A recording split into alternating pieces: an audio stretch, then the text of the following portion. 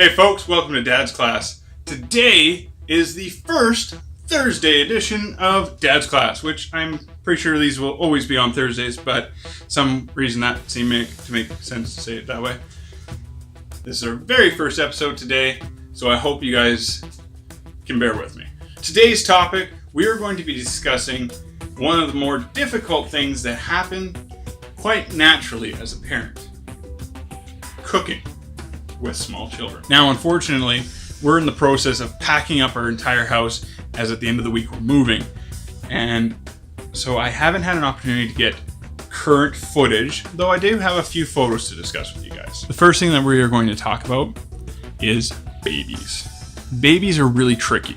Once they start finding their mobility, they become very dangerous in the kitchen for a multitude of reasons. Some of these you guys are probably going to already know. Like, if you have a tall baby like mine who's in the stage of learning how to walk, keeping the handles away from the edge so that everyone can't reach and grab them, pull things down onto themselves. So you really need to be careful.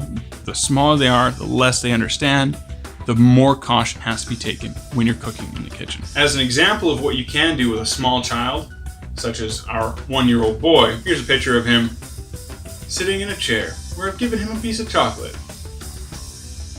This is him after he's eaten the piece of chocolate.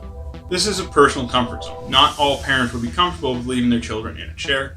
I do have a booster chair for my son, but he actually hates it and would rather just sit in the chair. I love cooking. I am the cook of our house, and I love cooking with our kids. In fact, on my family's vlog channel, which I'll put a link to, our playlist involving our Keeper's Kitchen episodes. We don't do them anymore for that channel. Some quick points that I'm going to bring up.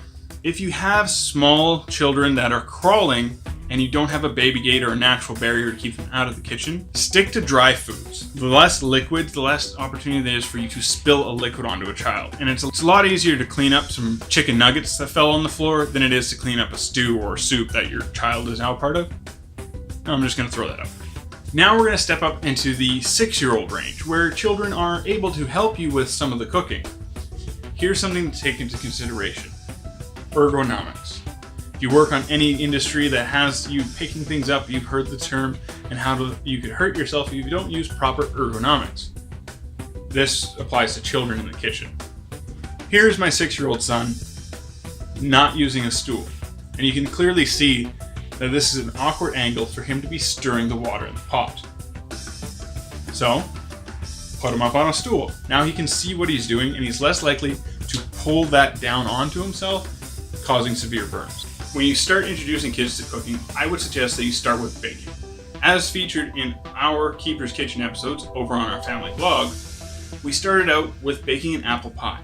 At the time, my daughter was 2 months shy of 3 years of age, but she's more than capable of taking pre-measured ingredients, putting them into a bowl, and contributing to mixing those dry ingredients or even some of the liquid ingredients to make the batters and pastes and whatever. So I would always start with baking because there's no hot utensils and there's no hot stovetop involved with those things.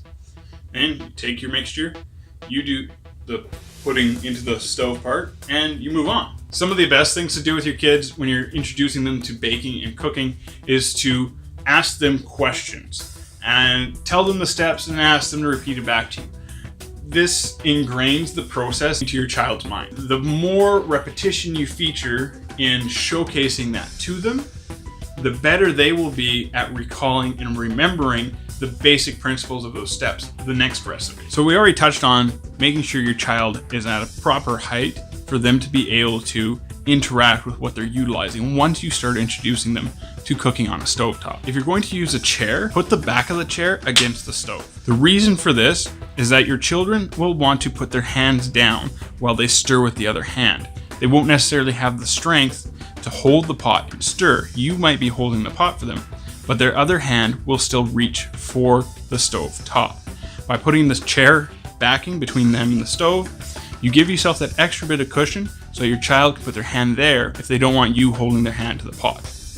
My daughter hates that, just FYI. There's always going to be some risk involved with cooking with small children, and that risk isn't necessarily up to you to decide or determine. When you're talking with your kids, their confidence level and where they might want to be doing things and what you're comfortable for them doing might be different things. And I highly encourage you not to discourage your kids by saying, no, I'll do it. No, I'll do it. No, I'll do it. Because that discouragement can take away confidence not only from cooking and baking, but from life as a whole. And your children start to develop this idea that, well, I can't do it. Well, I can't do it. If your child has the confidence in doing something, encourage them to do it.